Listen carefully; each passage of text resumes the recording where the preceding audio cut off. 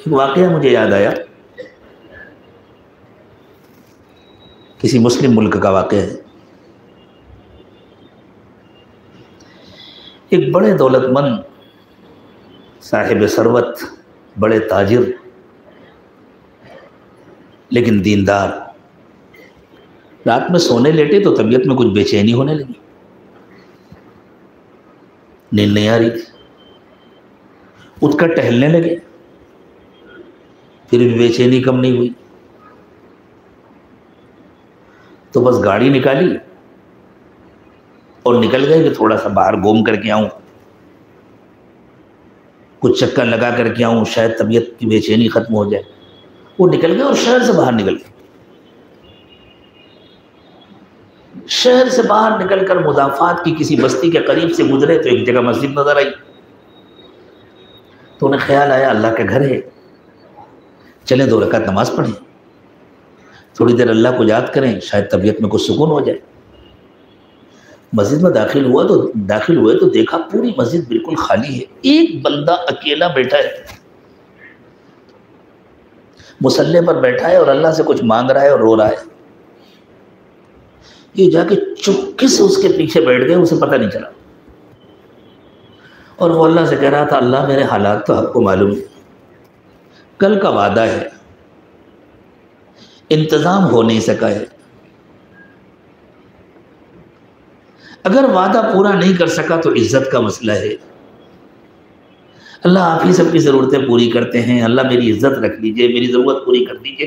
اس بندے نے کسی سے قرض لیا تھا، جو وعدہ کیا تھا اس وعدے کا وقت آ گیا تھا اور اس بیچارے کے پاس انتظام نہیں ہو سکا تھا، وہ اللہ کے گھر میں بیٹھ کر کے رو رہا تھا اور مانگ رہا تھا۔ انہوں نے بیٹھے بیٹھے وہی نیت کر لی انشاءاللہ اس کی جو بھی ضرورت ہوگی شاید اللہ تعالیٰ نے مجھے اسی لیے بھیجا ہے، میں پوری کروں۔ جیسی یہ نیت کیا دل کی بے چینی ختم ہو گئی۔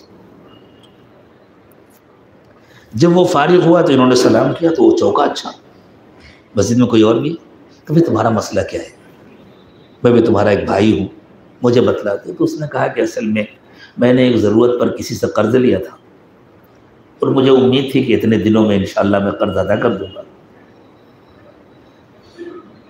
جو وعدہ کیا تھا اس کے مطابق وقت آ گیا ہے، کل کی تاریخ ہے اور میرے پاس اب تک کوئی انتظام نہیں ہو سکا، جہاں سے ملنے کی امید تھی وہاں سے ملا نہیں۔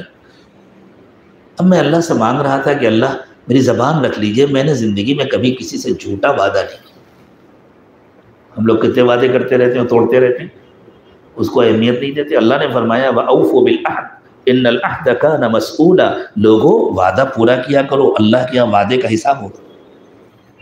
انہوں نے پوچھا کہ بھئی کتنے پیسوں کی ضرورت ہے، تو اس نے جو بتایا وہ ان کے لیے کوئی بڑی رقم نہیں تھی، اس غریب کے لیے بڑی رقم رہی ہوگی، وہ 10-20 ہزار کی رقم تھی۔ انہوں نے فوراً جیب سے نکالا، کہا بھائی یہ میری طرف سے ہدیہ قبول کر لو۔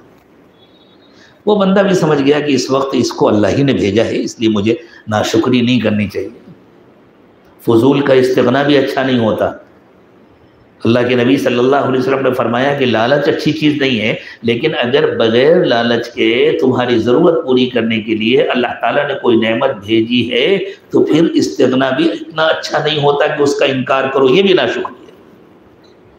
انہوں نے قبول کر لیا۔ جب قبول کر لیا وہ صاحب سمجھ گئے کہ یہ اللہ کا کتنا نیک بندہ ہے کہ یہ یہاں بیٹھ کر اللہ سے مانگ رہا تھا تو اللہ میری کوٹھی سے مجھے اٹھا کر لائے، مجھے سونے نہیں دیا، اور اب میرے دل کی ساری بے چینی ختم ہو گئی۔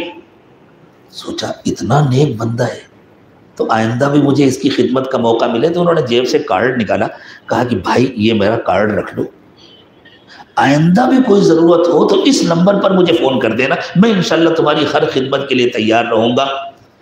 وہ بھی تو واقعی اللہ کا نیک بندہ تھا، اس نے کہا بھائی یہ کارڈ آپ اپنے پاس رکھیے، آئندہ بھی مجھے ضرورت ہوگی تو میں اسی سے مانگوں گا جس نے آپ کو بھیجا ہے، آپ سے کیوں مانگوں گا؟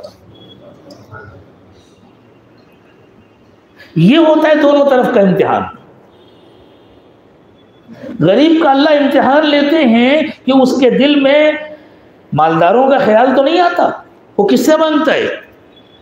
اور مالدار کا اللہ امتحان لیتے ہیں کہ وہ دولت کو اپنا حق تو نہیں سمجھ لیتا، وہ اللہ کے حکم پر پہنچاتا ہے یا نہیں پہنچاتا، ورنہ اللہ چاہے اس کی ضرورت کا اس کو دیں، اس کی ضرورت کا اس کو دیں، کسی کو کسی کا خیال نہیں آئے گا۔ لیکن اللہ تعالیٰ کی یہ ترتیب نہیں ہے، یبسط الرزق لمن یشاء ویقدر، اللہ جس کے لیے چاہتے ہیں روزی کو تنگ کرتے ہیں، جس کے لیے چاہتے ہیں کچھ عطا کرتے ہیں، دونوں کا امتحان لیتے ہیں۔